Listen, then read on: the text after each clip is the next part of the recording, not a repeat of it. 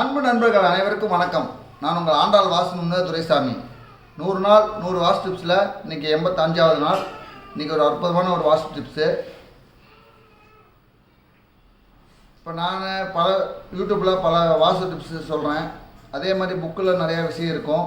அதில் சில வாஸ்து நிபுணர்லாம் அவங்க யூடியூப் போகிறாங்க, அதில் நிறைய வாஸ்து விஷயம் சொல்லுவாங்க. இதெல்லாம் நம்ம மக்கள்லாம் பார்க்குறாங்க.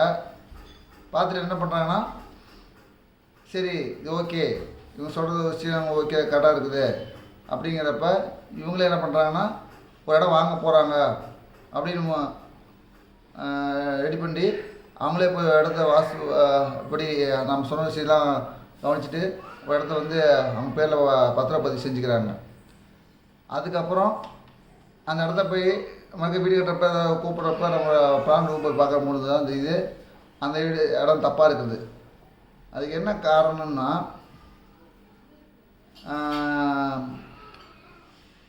புத்தகம் முடிச்சு நீச்சு பழக முடியாது, அனுபவத்தில் தான் பழக முடியும். இப்போ உதாரணத்துக்கு பார்த்திங்கன்னா, எனக்கு தெரிஞ்ச ஒரு நபர் இருக்கார், ஒரு ஆண் நபர். அவர் என்ன பண்ணாருன்னா, எப்பவுமே நம்ம சொல்கிறோம் இல்லைங்க, தெற்கு பக்கமும் மேற்கு பக்கமும் உயர்ந்த மலைகள் இருந்தால் அந்த இடம் சிறப்பு அப்படின்னு நம்ம சொல்கிறோம். அது உண்மையும் கூட. அப்போ அவர் என்ன பண்ணாருன்னா, ஒரு இடம் போய் பார்த்துருக்காரு. தெற்கு பக்கம் ஆஹா மலை இருக்குது, அதாவது தெற்கு பக்கம் இல்லை, முதல்ல மலை இருக்குதுன்னு சொல்லி போய் பார்த்துருக்காரு. பார்த்துட்டு அந்த மலை தெற்கு பக்கமாக இருக்குமானதுக்கு அவர் ஃபோனில் பார்த்திங்கன்னா, இப்போ எல்லாருமே என்ன பண்ணுறாங்கன்னா, ஃபோன்லேயே இந்த காம்பஸ் வந்து ஆப் ரெடி பண்ணிடுறாங்க. அந்த ஃபோன்லேயே வச்சு பார்க்குறாங்க. பார்த்துட்டு இது கிழக்கு வடக்கு தெற்கு மேற்குன்னு முடிவு பண்ணிக்கிறாங்க. அப்படி அவர் அந்த ஃபோனை வச்சு அவர் பார்க்கும்பொழுது அந்த இடம் பார்த்திங்கன்னா 25 டிகிரி கிராஸாக இருந்துக்குது. கிழக்கு பக்கம் கிராஸாக இருந்துக்குது. ஓகே, இது வந்து 25 டிகிரி இருக்குது, அப்போ ஓகே இந்த இடம் வந்து வாங்கிக்கலாம்னு சொல்லி வாங்கிட்டார். வாங்கி பத்திரம் செஞ்சார்.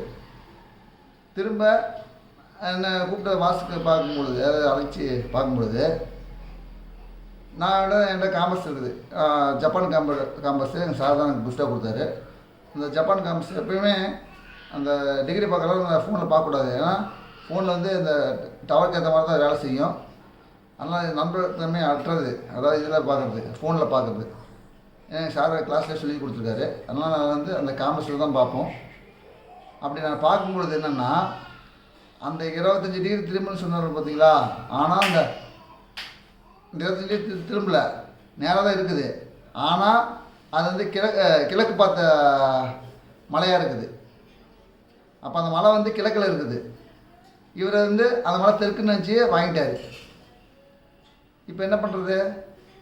இப்போ அந்த இடத்த ஒன்றும் பண்ண முடியாது. அதனால் வந்து அவர் அந்த இடத்த சேல்ஸ் பண்ணி சொல்லிட்டேன். ஐயோ ரொம்ப வருத்தப்பட்டு, அதாவது ரொம்ப அழுத போயிட்டார். ஏன்னா ஐயோ இப்படி ஏமாற்றிட்டேன், ஏதாவது அதிக வேலை கொடுத்து வாங்கிட்டேன்னு சொல்லி ரொம்ப ஏமாந்து போயிட்டார். ஆனால் உங்களுக்கு சொல்கிற விஷயம் இதுதான். நீங்களே போய் இந்த மாதிரி ஆப்பில் அந்த டிகிரி இருக்குதுன்னு பார்த்து வாங்கி நீங்கள் கஷ்டப்படாதீங்க. அது வந்து நீங்கள் நான் உண்மையாக கவனிச்சிங்க. ஏன்னா ப்ராப்பராக செய்கிற வேலை தான் கரெக்டாக இருக்கும். எப்பவுமே அந்த டிகிரி பார்க்குறோன்னா அந்த காம்பஸில் தான் பார்க்கணும். அது நல்லா தெளிவான காம்பஸில் தான் பார்க்கணும். சும்மா 100 ரூபாய்க்கு 200 ரூபாய்க்கு காம்பஸில் வேலைக்கு ஆகாது. கிட்டத்தட்ட காம்பஸோட பார்த்திங்கன்னா 10,000 ரூபா 15,000 ரூபா காம்பஸில் தான் பார்க்கணும். ஸோ அந்த மாதிரி நீங்கள் பார்த்துட்டு பார்த்தா தான் வந்து உங்களுக்கு சரியான இது பண்ண முடியும். இப்போ ஒரு சொல்யூஷன் நம்ம சொல்ல முடியாது. அவர் இடத்த இருக்குதுன்னு சொல்லி தான் சொல்லியிருக்குது. அவர் முயற்சி பண்ணணும்னு சொல்லியிருக்காரு. இந்த மாதிரி நீங்கள் வந்து நீங்களாக தன்னிச்சையாக முடிவெடுக்காதீங்க. அது உங்களுக்கு வந்து லாஸ் தான் ஆகும். மேலும் பல நலத்தை தெரிகின்றேன். நன்றி, வணக்கம், வாழ்க வளமுடன்.